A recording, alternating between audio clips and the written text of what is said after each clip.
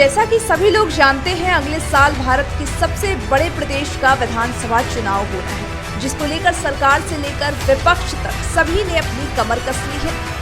सभी ने अपनी अपनी चुनावी बिसात भी तैयार कर लिए हैं। सभी की मोहरें भी बिछाई जा चुकी है। वहीं इधर विपक्ष की लामबंदी का अंदेशा भी लगाया जा रहा है। उधर सत्ता पक्ष भी अपने पैतरे खेलने में लग गई है, ताकि इनके हाथ से सत्ता फिसल न जाए।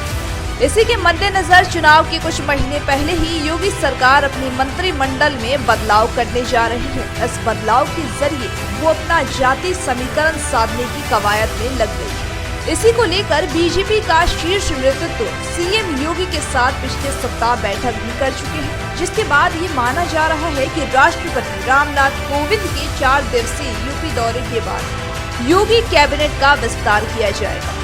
अगर सूत्रों की माने तो योगी सरकार के कैबिनेट में 6 से 7 मंत्री शामिल हो सकते हैं। बताया ये भी जा रहा है कि इन सभी के नाम भी तय कर दिए गए हैं, जिसमें हाल ही में बीजेपी में शामिल हुए जितिन प्रसाद का नाम भी शामिल है। इसके अलावा बीजेपी की नेताओं में पलटू राम, कृष्णा पासी, तेजपाल नागर और छत्रपाल गंगवार को भी मंत्री बनाया जा सकता है। लेकिन साथ ही इस बात को भी साफ कर दिया गया है कि जो पुराने मंत्री हैं उनको नहीं निकाला जाएगा, वो कैबिनेट का हिस्सा बने रहेंगे। यूपी कैबिनेट विस्तार के जरिए ब्राह्मण और दलित वोट पर निशाना।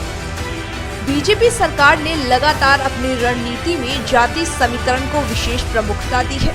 वो अपने इस चुनावी कैबिनेट विस्तार के जरिए ब्राह्मण के साथ ही दलित वोटरों पर भी पैनी नजर बनाए हुए हैं। बीजेपी पूरी कोशिश में है कि 2022 में एक बार फिर पूर्ण बहुमत से वो जीत हासिल कर सके, और इसीलिए बीजेपी ने अपने तुरुपकाई का जाति समीकरण को बनाया है। आपको बता दें कि बीजेपी ने यूपी में 2 संभावित मंत्रियों की बात कही है, जिस पर मुहर तो बीजेपी आला कमान ही लगाएगी। लेकिन माना जा रहा है कि ये दोनों मंत्री पद सहयोगी दलों को भी दिया जा सकता है। और जहां तक कि संभावित मंत्रियों के नाम सामने आए हैं, उनमें ये कहना गलत नहीं होगा कि इन 2 मंत्रियों के जरिए ही बीजेपी ने अपने सियासी समीकरण को दुरुस्त करने का जबरदस्त दांव चला है। जितिन प्रसाद के जरिए ब्राह्मण वोटर्स पर नजर। ब्राह्मण वोटरों को साधने के लिए बीजेपी ने जितिन प्रसाद को मैदान में उतारा है, तो वहीं पलटू राम और कृष्णा पासवान को उतारकर बीजेपी ने पासी समुदाय को साधने की पूरी कोशिश की है। उत्तर प्रदेश में अभी सीएम योगी आदित्यनाथ समेत 53 मंत्री हैं। नियमों के मुताबिक किसी भी राज्य के मंत्रालय में अधिकतम 60 मंत्री बनाए जा सकते हैं। ऐसे में योगी कैबिनेट में 7 और मंत्रियों को बनाए जाने की गुंजाइश भी है, जिस पर बीजेपी अपना आखिरी दांव खेलने की फिराक में है।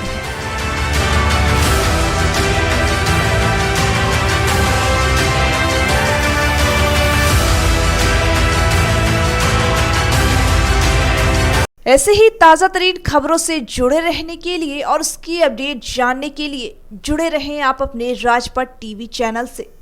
साथ ही राजपट टीवी को सब्सक्राइब करें और बगल वाली घंटी को भी बजाएं।